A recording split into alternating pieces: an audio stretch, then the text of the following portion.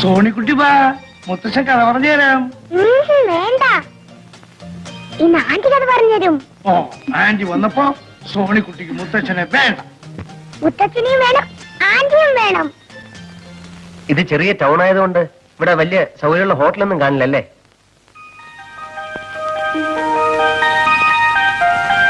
അല്ല, എനിക്കാണെങ്കിൽ 5-6 ദിവസം ഡ്യൂട്ടി ഇവിടെ. പക്ഷെ എന്ത് ചെയ്യാനാ, ദിവസവും പോയിട്ട് വരികയെന്ന് പറഞ്ഞാൽ. എന്താ കുഞ്ഞെ അങ്ങനെ പറഞ്ഞു കളഞ്ഞത്? മോനൊരു കാര്യത്തിന് ഇവിടെ വരുമ്പോ ഹോട്ടൽ അന്വേഷിക്കുന്നത് ശരിയാണോ? ഇത് മോന്റെ വീട് പോലല്ലേ? അതെ, എന്നാലും അമ്മ, അത് അമ്മയ്ക്ക് ഒരു അസൗകര്യാവില്ലേ? എന്താ അസൗകര്യമെന്നാ?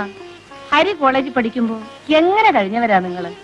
ഒന്നുമില്ലെങ്കിലും കുഞ്ഞിന്റെ വീട്ടിലും ഹരി കുറെ നാൾ താമസിച്ചതല്ലേ. വേറെ എങ്ങും പോകണ്ട. ഇവിടുത്തെ ജോലിയൊക്കെ തീരുന്നത് വരെ മോൻ ഇവിടെ തന്നെ താമസിച്ചാ മതി.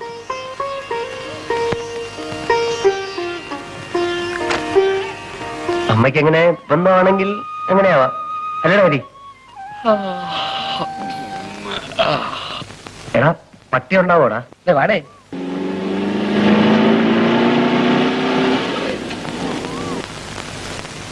ധൈര്യമായിട്ട് വാടേ. ഇതെന്റെ സ്വന്തം വീട് പോലെ. എനിക്കിവിടെ ഭയങ്കര ഫ്രീഡമാണ്. കൂടെ വാ. അയ്യോ,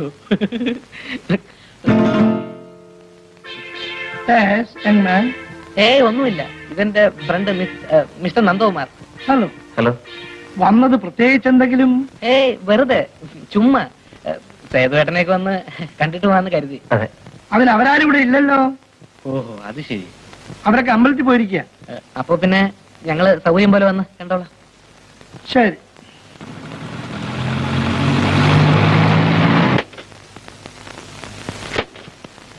എന്താ ഹരി, വന്നിട്ട് ഉടനെ മടക്കമായോ? വന്നപ്പോ ആരും ഇല്ലെന്ന് പറഞ്ഞേ. അപ്പൊ പിന്നെ പോയേക്കാന്ന് കരുതി.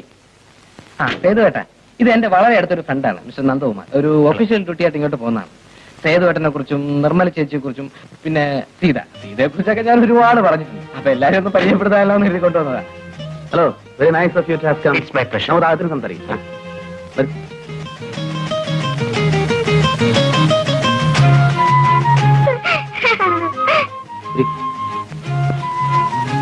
ഞാനൊരു ഷർട്ട് ഇട്ടുകൊണ്ട് ഉടനെ വരാം. ശരി.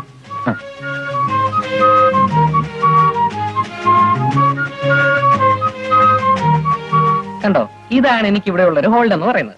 കണ്ടു. നേരത്തെ നാക്കിറങ്ങി തലയും താഴത്ത് ഇറങ്ങി പോകാൻ നേരത്ത്. എടാ, അത് മാത്രമേ ഒരു പ്രോബ്ലം ആയിട്ടുള്ളൂ. അയാൾ ഒരു ചൂട മൂപ്പില്ല. വേറെ ഒന്നിനും ഒരു പ്രോബ്ലം ഇല്ല. വെയിറ്റ് ചെയ്യ്. കേട്ടോ സേതുവേട്ടാ, നമ്മുടെ നന്ദു പറയായിരുന്നു, വീടായ ഇങ്ങനെ ഇരിക്കണം. So simple but dignified. അതെ അതെ, അവൻ അങ്ങനെ ഇങ്ങനെ ഒന്നും ഇഷ്ടപ്പെടുന്ന കൂട്ടത്തിലല്ല. മിസ്റ്റർ നന്ദകുമാർ, ഇവിടെ ഞാൻ കമ്പനിയുടെ ഒരു സർവേക്ക് വേണ്ടി ഡെപ്യൂട്ടേഷൻ വന്നാണ്. 5-6 ദിവസം ഉണ്ടാവും. ഭയങ്കര തിരക്കാണ്. ഇന്ന് പിന്നെ ഞാൻ നിർബന്ധിച്ച് പിടിച്ചിട്ട് ഒന്ന് കയറിയിട്ട് പോകാൻ സമ്മതിച്ചത്. സേതുട്ടാ, കാപ്പി കുടിക്കണ്ടേ? ബാങ്കിൽ പോകാനുള്ളതല്ലേ? ഹരിയും മിസ്റ്റർ നന്ദകുമാറും വരും, നമുക്ക് ഒരുമിച്ച് ബ്രേക്ക്ഫാസ്റ്റ് കഴിക്കാം. അയ്യോ, അത് വേണ്ട. കാപ്പി കുടിക്കാൻ നിൽക്കാൻ തീരെ സമയമില്ല. നന്ദുവിനാണെങ്കിൽ പോയിട്ട് ഒരുപാട് ജോലിയുണ്ട്. മാത്രമല്ല, ഞങ്ങൾ ഇപ്പം വീട്ടിൽ നിന്ന് കാപ്പി കുടിച്ച് ഇറങ്ങിയതേ ഉള്ളൂ.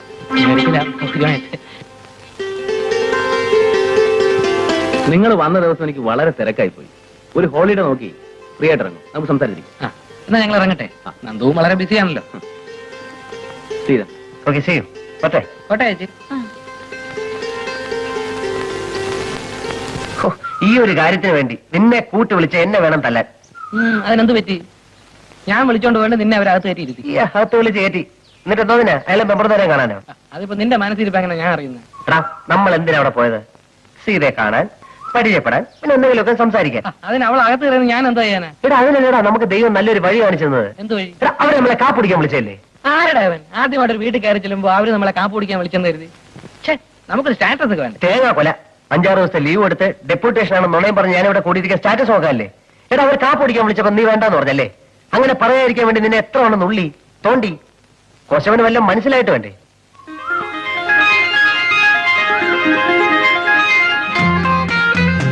എടാ, കാപ്പ് കുടിക്കാതിരിക്കുമ്പോ നമുക്ക് കൂടുതൽ എന്തെങ്കിലുമൊക്കെ സംസാരിക്കാം. ഇടയ്ക്കൊരു കാപ്പി കൊണ്ട് തരാനെങ്കിലും സീത വരും. ഫോർമാലിറ്റിക്ക് വേണ്ടി 1-2 വാക്കെങ്കിലും പറയും. അറ്റ്ലീസ്റ്റ് ഒരു ബേസ് എങ്കിലും ഇട്ട് വയ്ക്കായിരുന്നു. ചൊക്കൻ മുഴുവൻ ചാൻസ് നഷ്ടപ്പെടുത്തിയല്ലോ. സമാധാനമല്ലോ. ഞാൻ ആദ്യമേ പറഞ്ഞല്ലേ അളിയ, ഈ വക കാര്യത്തിൽ എനിക്ക് യാതൊരുവിധ എക്സ്പീരിയൻസും ഇല്ലെന്ന്. ആദ്യമൊക്കെ ആവുമ്പോ അല്ലറ ചില്ലറ മിസ്റ്റേക്സ് ഒക്കെ വരും. നീ അങ്ങ് ക്ഷമിക്കും. ശരി, ആദ്യം അതുകൊണ്ട് ക്ഷമിച്ചിരിക്കുന്നു. ഇനി കാപ്പിടിക്കാൻ പറ്റില്ല, ഞാൻ ഏറ്റു. കേട്ടല്ലോ? വാ വാ.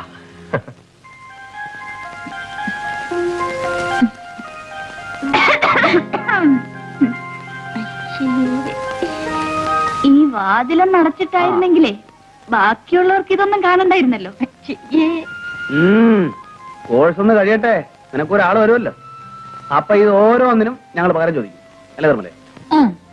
പിന്നെ ഇവിടുത്തെ കാര്യപരിപാടികൾ കഴിഞ്ഞില്ലെങ്കിൽ ഞാൻ മാറിയിക്കാം. പോവണേ അവിടുന്ന്. സേതുട്ടം പോകുമ്പോ ഞാനും ഉണ്ട് കൂടെ. ടൗൺ വരെ സുശീലയുടെ വീട് വരെ ഒന്ന് പോകണം. പിന്നെ നിനക്ക് എഴുന്നള്ളാനുള്ളിടത്തൊക്കെ പറവപ്പിച്ച് നടക്കലല്ല എനിക്ക് ജോലി. എനിക്ക് 10 മണിക്ക് മുമ്പ് ബാങ്കിലെത്തേണ്ടതാ. അതിനിപ്പോ മണി 9:30 ആയുള്ളൂ. പോകുന്ന വഴിക്കൊന്ന് ഡ്രോപ്പ് ചെയ്തൂടെ? ഓ, അപ്പോഴേക്കും എത്തിയല്ലോ. അനിയത്തിയെ സപ്പോർട്ട് ചെയ്യാൻ അവൾക്ക് വേണ്ടി പറയാൻ നമ്മളല്ലാതെ പിന്നെ ആരാ സേതുട്ടാ? സമ്മതിച്ചേ. ഇതേ നീ കാറിലോട്ട് കയറിക്കോ, എവിടെ വേണമെങ്കിലും കൊണ്ടുവിടാം. എന്താ പോരെ?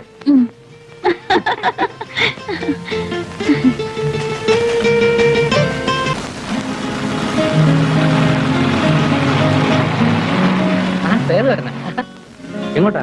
ചുമ്മാ വെറുതെ ടൗണിലേക്കാണ് കയറും, ഞാൻ ഡ്രോപ്പ് ചെയ്യാം. അയ്യോ വേണ്ട, വാ കേറടാ.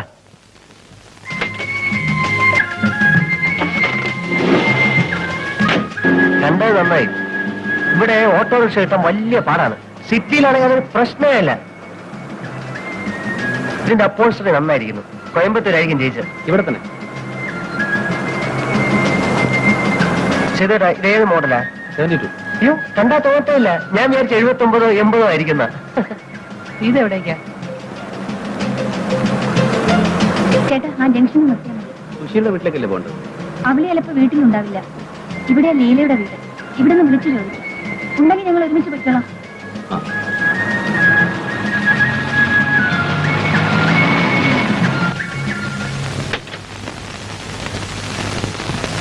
വരട്ടെ.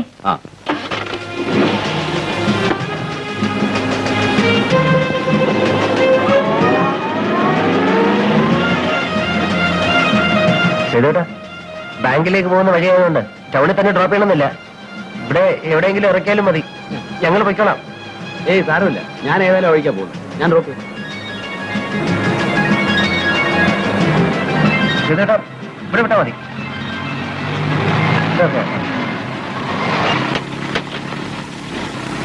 ഓക്കെ സേട്ടാ, താങ്ക്സ്.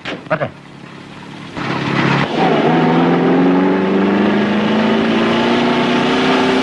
ഇനി ഈ കണ്ട ദൂരം മുഴുവൻ തിരിച്ചു നടക്കണമല്ലോ. അനുഭവിച്ചാടാ ചൊക്ക. ഒരു കാര്യം, ഇപ്പോഴത്തെ കോൺഗ്രസ് എന്ത് കോൺഗ്രസാ? പണ്ട് സൂക്ഷ്മമായി പറഞ്ഞാല് 1945-ലാണ് സ്വാതന്ത്ര്യ സമരം അങ്ങനെ കൊടുമ്പിരി കൊണ്ട് നിൽക്കുന്ന കാലം. അന്ന് ഈ നിൽക്കുന്ന സേതു ഒന്നും ഇല്ല.